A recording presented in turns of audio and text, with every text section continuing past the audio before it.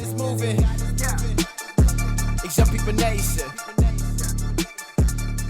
Welcome to Young People Nation.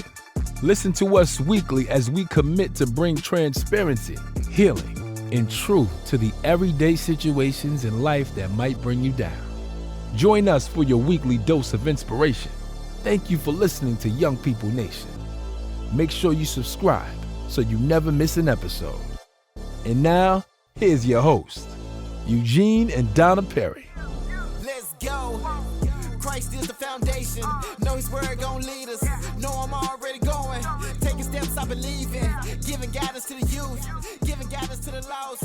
Giving the world to the project. Lead them back to the cross. Well, Mr. Perry, hello. How you doing, sir? I'm doing fine. Okay. Well, we are the Perrys, and we are the hosts of Young People Nation. And we would like to first start out by thanking God, thanking our sponsors, thanking our supporters, thanking the community. Thank you all so much. Thank you. There's no way we could do this without the help of God and the feet and hands and the voice and the people he's used to help us. So from a sincere heart, a true heart, thank you all so much. Thank you. Thank you, Thank Father. you. We are so grateful. Thank you. You make us be what we need to be. Yes, and he makes all things possible. Amen. All things possible. And in this session, we're talking about marriage and how anxiety in marriage happens. Now, marriage, girls are raised to be mothers, wives with the easy bake ovens and the stoves and the doll babies. Boys, I don't think so. Am I right? It is. It can be hell. I'll put it as simple as that, because most men aren't taught how to be good fathers or to be good husbands. They just see the examples set before them. They just see their father come in and cuss their mama out or get drunk and abuse kids. That's the only example you got except for TV. And I have known no other than church groups, no incidents where fathers sit down and say, this is the way you become a good husband, or how you should raise your kids. That no one sit down and does that. If you do, you have found a gold mine. Because I'm telling you, the anxiety of a marriage, it can be rough, because you go get married without no direction, no counseling. You are flying by the seat of your pants, and your wife or bride is looking for you to have all the answers. True. Because you the man. you the man. You supposed to lead. You supposed to be out front. Well, you might not be good in math. Your wife might be good in math, and need to be the one in control of the money. And just because you out there, shoot, I'm gonna go out there and get that brand new truck. But dear, we can't. We don't have no food. And you be like, we'll eat later, and then you come looking for it. Hey, what happened to the food? Well, you driving it over there every day to work, and or you get that vehicle and you park it in the garage because you can't afford to put gas in it. But at least I got it. I wax it up every day. You know, and walk to work. I tell some of the young women that talk with me about, how I dress and things of that nature. I said, this has been a journey. I shared with them, I said, we was a one-car family for a pretty long period of time. Oh, yeah. And so what I saw with you is that it was never that me and the girls did not have sufficiency. And so I would see with you, and this is where I saw my father, you would sacrifice, ride a bike, walk, whatever you need to do, but you made sure that you made sure that transportation was there for me and the girls. Now, I had to learn as a wife to trust the process. I could not be looking at what someone else was doing and looking at all they had and not be content with where we were at that time. And so we both come from 2-parent homes. However, both homes came up differently. And I didn't come from a perfect home. I came from 2 strong working parents. My mother was about teaching us about God and fearing God. My father was about business and being business minded. And even without him having a high school education, he still made sure that he taught us about the 1, 2, 3, 4, 5s of life. And so when me and you got married, I was young. I had no clue what I was doing. I was trying to emulate some of the things my mother was doing, but what I had to understand is that you were not my father. You understand? Mm-hmm. And so what my father may have required, you didn't require that. And so that is something, and the same thing with you. You had to learn me. So we had to study one another and serve you with what served you. But what the problem was in those situations where you're not my mother, and I'm not your father. That's right. And therefore, the person that you idolize, because you idolize one parent, whether it's your mother or your father, and you expect that person that you marry to be as good or better. And they don't have a clue because they don't come with a set of guidelines. Yeah. And therefore you get these false invitations because it'd be like, Mom always had something for us to eat when we got home. So you come home from work, you're looking for that. But your wife might not cook. She might not cook or she might not clean the house the way your mom did. So you are disappointed when you come home, and then you mess up with that saying. You use words out of content because there's a set of emotions and some things you shouldn't say. Well, I didn't train her. Oh, you ready for a fight now because you ain't training no woman, especially no black woman. You ain't gonna be no training. That's a Selah moment. Yeah, it's gonna be more than that. A couple knocks out of the head.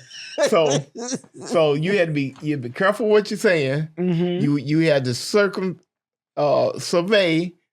what's going around you because my wife she adjusts very well and try to meet what you think it should be. But if it ain't gonna be that, she'll tell you, hey, we ain't doing that. Oh, well, that's it. It ain't no coming back and say, okay, you're gonna do this. Oh no, she ain't. So one thing about it I learned in life, I go out and as I made money come in, she was better at spreading it out than I was and everything. Because when I came out and everything, I didn't have a credit card, nothing. I just walk around with pockets big as football with money in it. and she taught me the ways of the bank and how to put money, how to be diversified and spread things out. And you got to be willing to listen because you don't have all the answers. And I'm going to tell you one of the biggest drawbacks. I mean, when we started out, circumstances came back home and we couldn't get the apartment. We had to go stay in the trailer. And staying in the trailer park, let me tell you, it's like the OK Corral.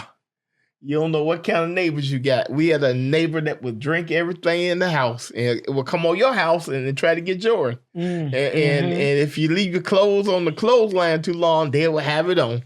So yeah, like for real, guys. Yeah, yes. Yeah. And then you have friends. I had friends that would come over and wouldn't leave. They want to stay, just like they want to keep my kids. And so we had all those crazy things that happened to us coming up. But it was just you and me. We didn't have the girls yet. Yeah. And when my husband had recommended the trailer, first I was like, whoa, we could just wait. And then, but the wisdom from my mother, who she said, well, take me over there and let me see it. See, that's anxiety right there. That's anxiety. I did not want my wife living in the trailer. But the circumstances of me and not being prepared before I got married to have the funds to live somewhere else, we had to stay in the trailer. It was very agonizing. And another agonizing thing that men go through is these holidays. I dislike Valentine's Day. I really do, because you are expected to go out there and remember that date and come back with a gift that's appropriate for your wife. Now, I didn't have no sisters coming up, so I didn't know the difference between a good present, a bad present, or a just get along present. So I had to learn through trial and error, and if I didn't like it, I knew she didn't like it. So you get the opinion of other women walking around. You say, "Hey, ma'am, you think this would be a good present or good flowers to get or something?" And the women point it out real quick. Oh no, that you see right there, they dead on the end. Don't get that. Okay. Or over here, no, you buy this type of flower for this kind of year, or this. It's just like your women, y'all go out. It's certain times of the year that you won't wear white clothes. It's certain time of the year that you wear different type of dresses. I didn't know none of that. So to me, a dress was a dress, and flowers were flowers. But you've done well, like what you did recently. Only by the grace of God. You did well for because I did teach my husband. We have daughters, and so a man is great about affirming his daughters, and so he taught our daughters this is what it should look like. Now, bring your daughters flowers. So even though my husband's not a traditional man, just like when he surprised me this past Valentine's Day. And he bought these beautiful flowers to my office the day before. And for me, the fact that he bought them, okay, and that he surprised me, that was extremely rewarding. I really was shocked when I saw him come. Did I have somebody in my office? No, I didn't have nobody. Not this time. Not this time. And so he's shown up often, sometimes flowers, because he had to learn. I love flowers. Yeah. That's me. I love flowers. And at first he didn't understand that. He was like, well, they're going to die. But he had to learn. The key thing is to learn who your spouse is. Learn who your spouse is. And so this year, he surprised both our daughters and surprised me with beautiful flowers. And in the card, the words that he said in the card was powerful. Did you mean them words talking about you don't like Valentine's Day?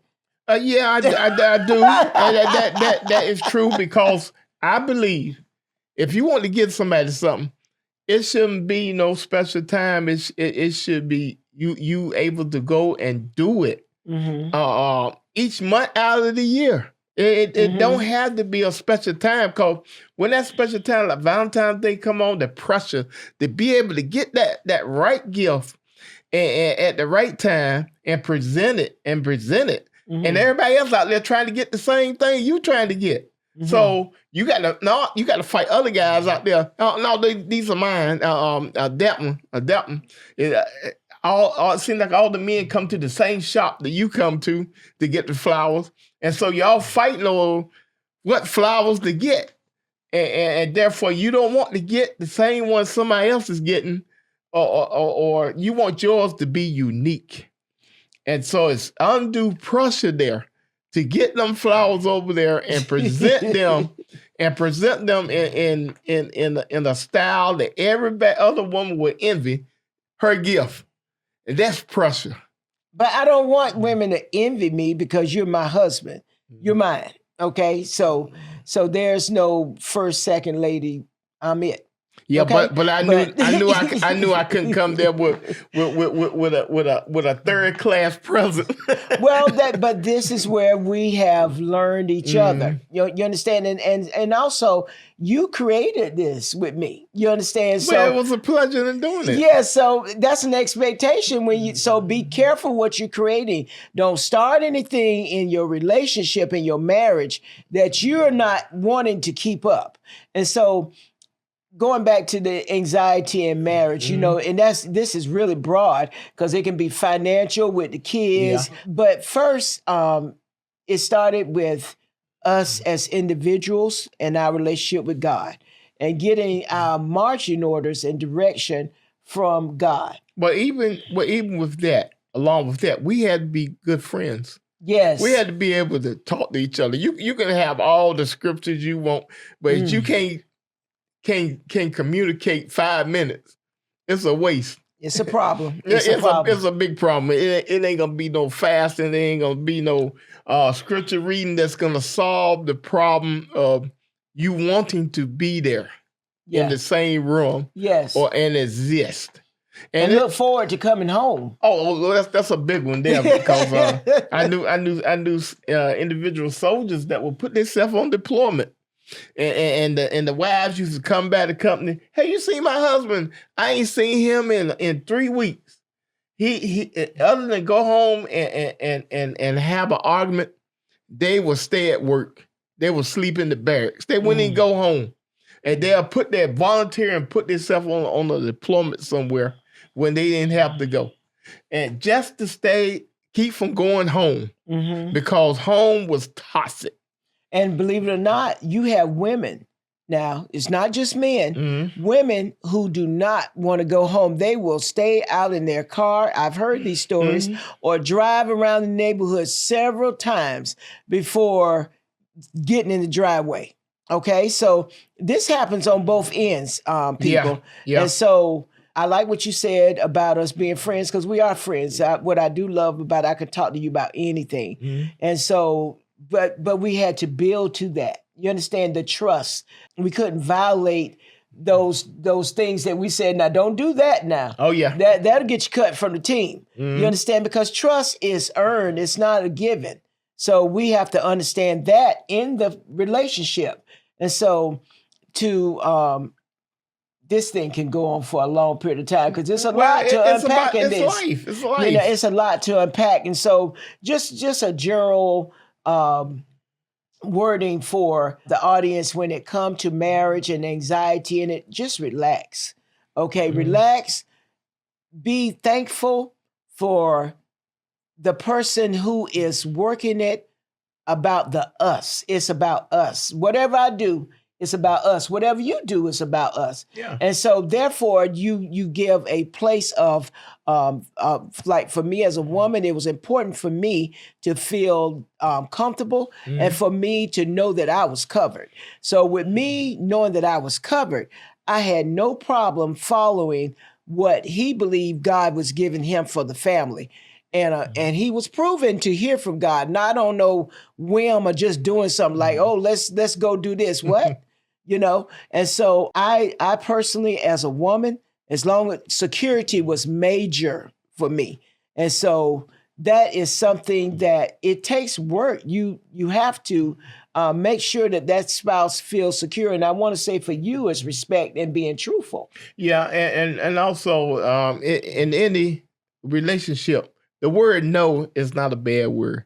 Correct. But with that no, you need to discuss, talk to each other about it and come to the conclusion together why no isn't bad in this situation. Yes. And once you got that down packed like that, the lines of communication can lead to a wonderful marriage. Cause I like being around my family. I like being there with my wife, and I wasn't interested in going to clubs and going anywhere without my family. I was like, no, I'll stay here with y'all, you know, and everything. And it didn't start off like that, but you know, because you got to be weaned off clubbing, you got to be weaned off the social life, partying and all like that, because that became the norm. But the party over there is not a party unless my family there. Ooh, I like that. And once you are there like that, it makes smooth sailing. Yes. You know, the grass always look greener over there in your neighbor's yard, only because they use more crap on their yard than you do. That's the only reason it look greener. So you need to get on your job and make sure your grass is greener in your yard. Fertilize. And that dog don't stray off that porch. Yes. And all. That is as simple as that. And you'll have a happy marriage. Yes. Yep. Well, we're ending this session for Oh, it, and I am thankful. I love doing life with you. I love doing life with you. And I'm glad. I always tell people I'm glad I listened to my parents, because my parents saw a whole lot more than I did. So, but I am grateful for you. I'm grateful for who you are in my life and how God has used you to help me and help mature me. So thank you so much. I thank you, dear, for letting me be your husband. Yes, okay. Well, just like we had to go to therapy for our marriage. There's Yes. nothing wrong with that. So be okay, because it's like a car. You got to do tune-ups along the way, because no one is the same. So don't get relaxed in this journey called marriage. And don't go to the point where you want to trade in your 1964 car and try to get a brand new Ferrari, because all that tuning and that Ferrari be broke down, and that car you had is still going. Selah. Okay. So for those that need to reach out to some resources, we have the 988, not we, but the community has the 988 hotline. There's a text 741-741, that's free 24/7. There's a NAMI, that's the National Alliance on Mental Illness, and you can go to the website that you're in, the state that you're in. Also, there's a 211, that's the General Community Resource number. So again, don't suffer in silence. Don't get at year 20 and 25 when there was a problem in year 5 and 10. Get the help you need. Start out with you first, you as an individual. And then if your spouse is willing and want to stay married, get the help you both need in order for you to live a happy and friendly marriage. It's not perfect, but you enjoy coming home. Mr. Perry. To life, don't talk about it, be about it. Make sure that your life at home is a life that your wife would desire to have. And you got to be there to do that. You got to be there for the kids. You got to be there for the dog. You got to be there. You got to be there to make life wonderful. And being outside the house isn't going to do it. It is only going to cause you problems. Once you say I do, don't be like I did or I'll oops. No, if I'm a oops or did or what, it's right there at home. And I ain't bringing those scrays. So be about it. Don't talk about it. This has been Young People Nation, and remember, there's always hope. Yes. Let's go. Christ is the foundation. Know his word gon' lead us. Know I'm already going. Taking steps I believe in. Giving guidance to the youth. Giving guidance to the lost. Give the world to the project. Lead them back to the cross. He the #1 prospect. He the top boss. I was broke, I was empty. He the one that paid the cost. Really thought that I was cool. There was nothing like the Savior. Now it's time for the truth. The whole world been waiting. It's Young People Nation. It's Young People Nation. It's Young People Nation. It's Young People Nation. It's Young People Nation. It's Young People Nation. It's Young People Nation. The whole world been waiting. Whatever you going through, I know what he gonna do. Don't matter the circumstance, we going back to the root. Keep going, keep going. Let that seed keep growing. You need peace and we know it. Now it's time to live holy. Young People Nation. You know what time it is. Young People Nation. Get ready, the time is here. Get ready, we vibing here. We about to let God in here. Young People Nation. It's Young People Nation. Yeah, do it for the heavens, you know where we going. Influenced by his love, you know we gotta show it. It's time to put the youth onto what God is doing. Cause I can tell you now, right now, that God is moving. It's Young People Nation.